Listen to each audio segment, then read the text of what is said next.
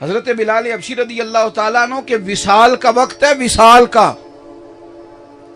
آپ تصور کریں نا اپنی زندگی میں کہ میرا باپ چلا جائے گا تو تصور کر کے رونا آتا ہے۔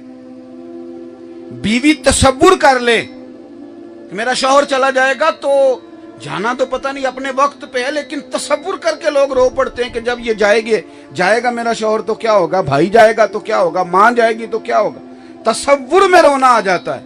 حضرت بلال کا آخری ٹائم، وقت وصال، این وہ ٹائم جب دنیا سے جا رہے ہیں، آپ کی اہلیہ رو پڑی، کہنے لگی بڑے غم کا وقت ہے، آپ جا رہے ہیں، اتنی تکلیف کا ٹائم ہے۔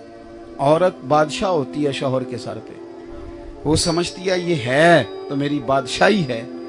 حضرت بلال کی اہلیہ رو کے کہنے لگی بڑے غم کا مقام میں جا رہے ہو۔ حضرت بلال آخری وقت ہے، شدید علالت ہے، ظاہراً کمزوری ہے، آنکھیں کھول کے کہنے لگے غم کا نہیں، یہ خوشی کا وقت ہے، میں قبر میں جاؤں گا تو مدینے والے سے ملاقات کروں گا۔ یہ تو مقام مسرت ہے، یہ تو مقام مسرت ہے۔ پس مردن فرشتوں نے جو تلاشی لی تو کیا نکلا؟ کہتے ہیں مر گئے، قبر میں گئے تو فرشتے کفن ٹٹولنے لگے، پس مردن فرشتوں نے جو تلاشی لی تو بھلا کیا نکلا؟ فقط ایک دل کے گوشے سے خیال مصطفیٰ نکلا۔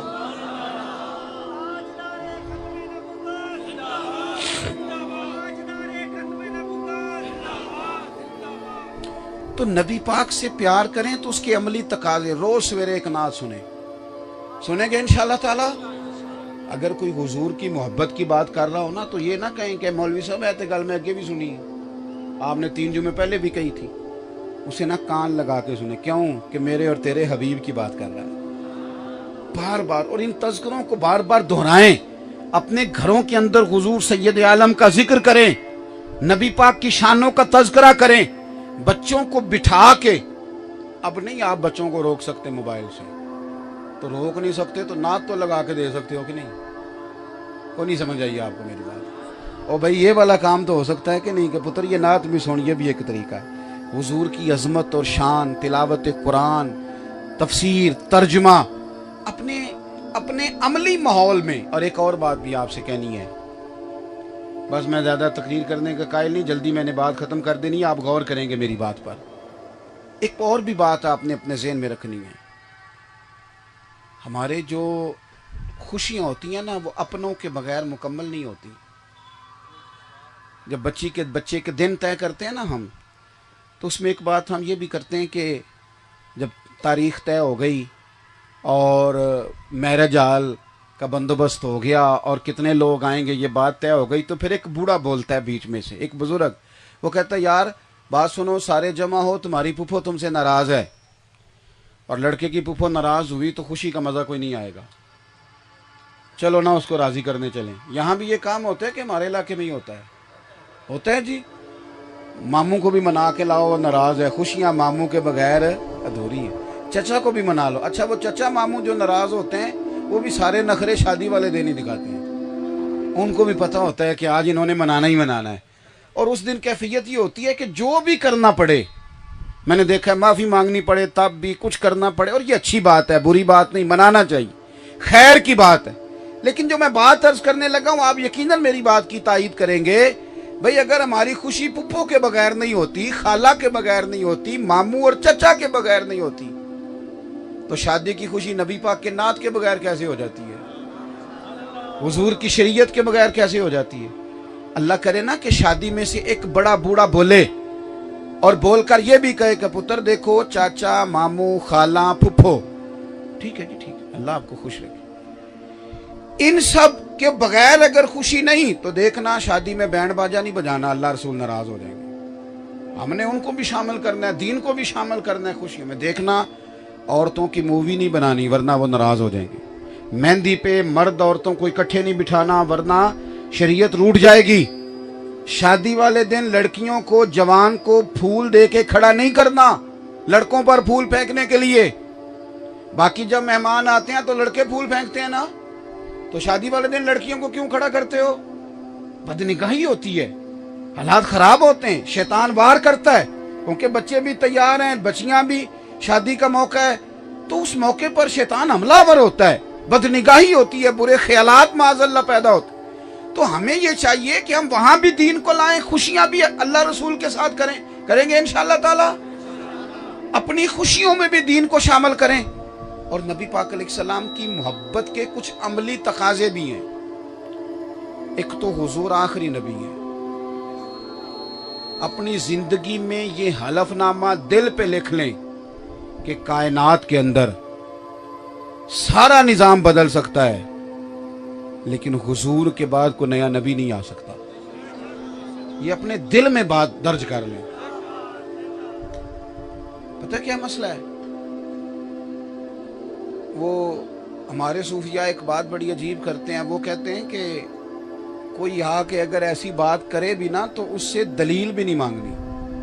امام اعظم ابو حنیفہ فرماتے ہیں معاذ اللہ کسی جھوٹے نے آ کے کہا کہ میں معاذ اللہ ثم معاذ اللہ نبی ہوں, تو جس نے کہا نا دلیل دے کوئی بڑا ظالم ہے. کیوں دلیل مانگنی کیوں ہے؟ ضرورت کیا ہے؟ ہمیں ساری دلیلیں رسول پاک نے عطا فرما دی ہیں. اس کی بات ہی نہیں سننی, دلیل کی بات تو دور رہی, ہم بات ہی نہیں سننی, اس لیے کہ وہ حضور خاتم النبیین ہیں, اس میں کوئی دوسری رائے ہو سکتی ایک تو. اچھا پھر ایک تقاضا اور بھی ہے حضور کی محبت کا. جس طرح شریعت پہ عمل کرنا ہے, آخری رسول ماننا ہے, اس طرح جب ہم کہتے ہیں نا نبی پاک آخری نبی ہیں تو ہماری کوئی ذمہ داری بھی بڑھ جاتی ہے. ہماری کوئی ذمہ داریاں بھی, کیوں کہ نبی پاک آخری نبی ہیں, حضور کے بعد نبی نہیں آئے گا.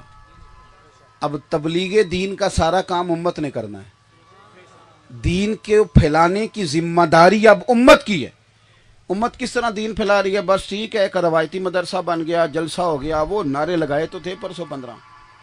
ہر کام جدید انداز میں ہو رہا ہے, ہر کام نظم کے ساتھ ترتیب کے ساتھ ہو رہا ہے, اور دین کا کام روایتی انداز میں ہو رہا ہے. اسکول بہتر سے بہتر بن گئے, اور مدرسے وہ ٹھیک ہے جہاں بچے بیٹھے ہیں بیٹھے رہیں. میں نے اپنے بچے مدرسے کے بچوں سے کہا مشکلات بڑی ہیں, اتنے وسائل نہیں ہوتے کہ ہم ان بچوں کو پوری طور پر آسانیاں دے سکیں. تو میں نے بچوں سے کہا کہ 15 دن کے بعد نہ ان کو برگر کھلایا کرو. بچوں کو ناراض ہو گیا وہ. میں نے کہا 15 دن کے بعد نہ کبھی کبھی تکے کا بندوبست بھی کرو ان کے لیے, ان کو پیزا بھی کھلاؤ. ساری دنیا کے بچے کھاتے ہیں, کہتے ہیں مولوی درویش ہوں انہوں نے تو نہیں نہ کھانا چاہیے. کمال ہو گئی ہے بھائی. وہی بچہ جب اپنے گھر جاتا ہے اور اپنے بھائی کو سارے کام کرتے دیکھتا ہے تو وہ پریشان ہو جاتا ہے. وہ کہتے ہیں ہم پہ کیا جبر ہے جی, تو یہاں تو باقی بھی لوگ درویشی کریں نا سارے, اور یہ بند کرائیں. او خدا کے بندو, ان کو بھی اچھی جگہ بٹھاؤ, اچھا لباس پہناؤ, ان کو سوسائٹی کا ایک معزز آدمی سمجھو, اخلاقی سپورٹ کرو. اس لیے کہ مدرسے کو سپورٹ کرنے کا مطلب دین کو سپورٹ کرنا. طالب علم کو سپورٹ کرو گے, وہ کل کو دین کے لیے رجال کار بنے گا, اپنے دین کے لیے بہترین. آپ کیوں تنہا چھوڑتے ہیں علماء کو؟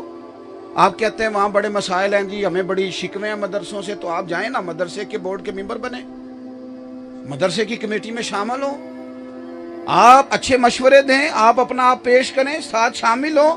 دین کا ابلاغ کرنا ہے, اور اللہ تعالیٰ نے انشاءاللہ ہم لوگوں کو توفیق دینی ہے, اس امت کو توفیق دینی ہے. ہم نے لے کے آگے چلنا ہے. 4.5 ارب کافر کو مسلمان کرنا ہے, مسلمانوں کو تعلیم یافتہ کرنا ہے, ان کو علم سکھانا ہے, ہنر سکھانا ہے.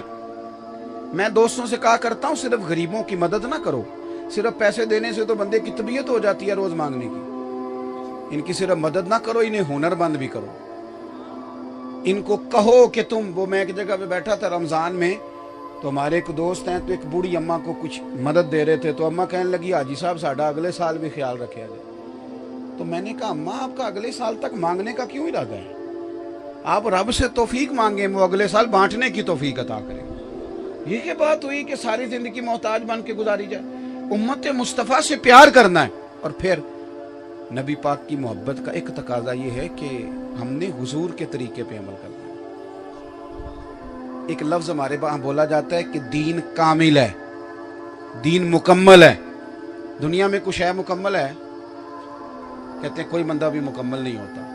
گھر جتنا مرضی تعمیر کر لیں مکمل ہو جاتا ہے, کوئی نہ کوئی چیز اس کی خراب رہ ہی جاتی ہے. جب یہ لفظ کہتے ہیں نا دین مکمل ہے تو سمجھو یہ کتنی بڑی فضیلت ہے کہ رب نے ہمیں کائنات میں جو دین دیا ہے وہ مکمل دین عطا فرمایا.